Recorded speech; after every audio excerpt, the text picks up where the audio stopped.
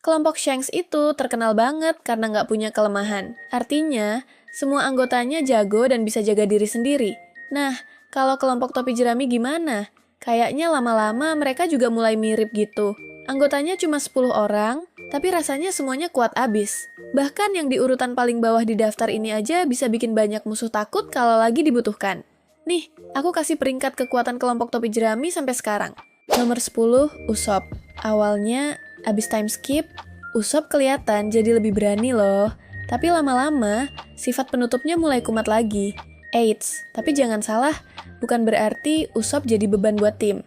Di Dressrosa misalnya, kemampuan dia malah makin gila berkat Kenbun Shokuhaki yang udah mulai jalan. Kalau lagi dibutuhin, Usopp bener-bener bisa jadi sniper, andalan topi jerami dengan skillnya ini. Apalagi dia punya alat-alat canggih yang bantu banget. Sampai sekarang, Usopp juga oke banget buat ngelawan pengguna buah iblis yang overpower, kayak Perona sama Sugar. Sayangnya, masalahnya adalah Oda kadang-kadang bikin Usopp kurang disorot. Apalagi pas di Wano, dia kayak agak kelewat gitu. Nomor 9, Nami. Nami jadi karakter yang bikin penasaran banget abis cerita di Whole Cake Island. Kalau soal kekuatan fisik, ya, Nami emang masih biasa aja kalau dibandingin sama karakter One Piece lain. Tapi kalau ngomongin daya hancur, Nami ini jagoan bro. Dia bisa bikin segerombolan musuh kalah sendirian, jurus Thunderbolt. Temponya udah dari dulu bisa nyikat banyak musuh sekaligus. Nah, sekarang dia punya Zeus juga. Kombinasi Nami sama Zeus ini bahkan bisa bikin Big Mom kewalahan di Whole Cake Island. Lebih efektif ketimbang Jinbe loh. Bayangin kalau dipakai buat nyerang orang biasa, pasti langsung pada pingsan. Habis Wano, Nami resmi punya Zeus dan sekarang dia bener-bener bisa diandelin banget buat berantem. Nomor 8, Tony Chopper. Pada dasarnya, Chopper ini tetap sama kayak dulu, tugas utamanya ya nyembuhin temen-temennya. Tapi sekarang, karena dia udah jago nguasain Monster Point, Chopper nggak bisa diremehin lagi kalau urusan berantem. Memang sih, dia mungkin belum bisa ngalahin musuh kelas berat kayak Komandan Yonko atau Yonko sendiri. Buktinya, pas lawan Queen, dia masih kesusahan buat ngejatuhin. Tapi setidaknya, dia bisa nahan musuh-musuh itu bentar atau bantu nyerang bareng sampai trio monster datang buat bantuin. Jadi, Chopper ini tetap berguna banget di tim. Nomor 7, Brook. Kalau ngomongin skill pedang murni, Brook emang masih kalah jauh sama Zoro. Bahkan mungkin dia nggak nyampe level trio monster di topi jerami. Tapi abis time skip, kemampuan dia ngontrol jiwa naik level banget sampai jadi musuh yang bikin orang takut. Apalagi kalau lawannya adalah benda-benda yang digerakin sama jiwa. Kayak homiesnya Big Mom, Brook bisa bikin mereka kacau. Kadang sih Brook kurang disorot, tapi aksi-aksinya abis time skip buktiin kalau dia ini nggak main-main dan bener-bener berbahaya. Nomor 6, Nico Robin.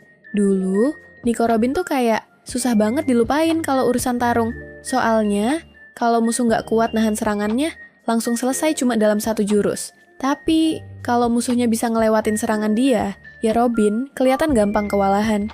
Nah, pas lawan Black Maria di Onigashima, kekuatan Robin bener-bener kelihatan. Ternyata dia nggak cuma pinter, tapi udah belajar Fishman Karate, plus punya jurus keren kayak Demonio Fleur. Sekarang, Robin rasanya jadi salah satu anggota topi jerami yang paling bisa diandelin kalau duel 1 lawan 1. Keren banget kan? Nomor 5, Franky. Franky ini tetap cyborg gede yang bawa senjata canggih abis.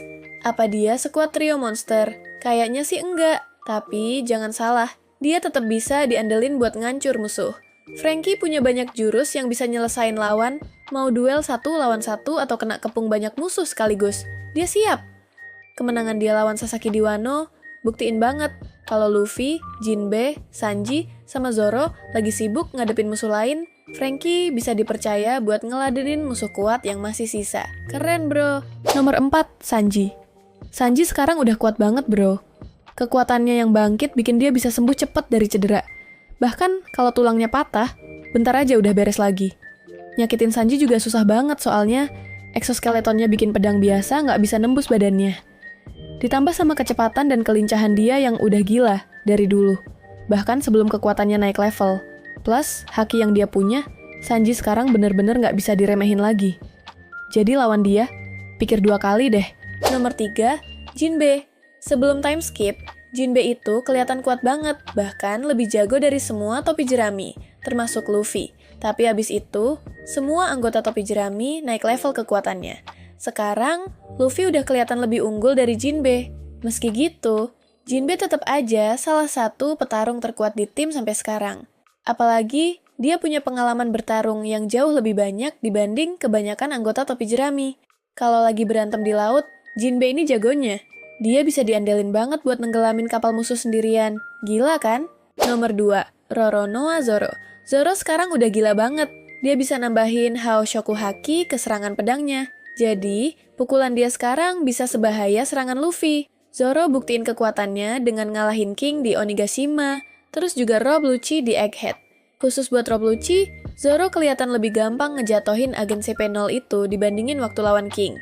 Keren abis kan? Nomor 1, Monkey D. Luffy. Monkey D. Luffy ini rasanya topi jerami yang paling kuat sekarang. Nggak heran sih, dia kan kaptennya. Kalau Luffy sampai kelihatan lelet, bisa aja Zoro nyoba ambil alih jadi kapten. Di setiap konflik gede, Luffy selalu jadi orang yang dipilih buat ngabisin musuh besar. Di Wano, dia yang mengejatohin Kaido bro. Dengan gear 5 sama kemampuan nguasain 3 jenis haki di level tinggi, Luffy udah bener-bener layak banget jadi Yonko. Nah, itu tadi peringkat kekuatan kelompok topi jerami di One Piece. Kalian setuju nggak? Tulis pendapat kalian di kolom komentar ya.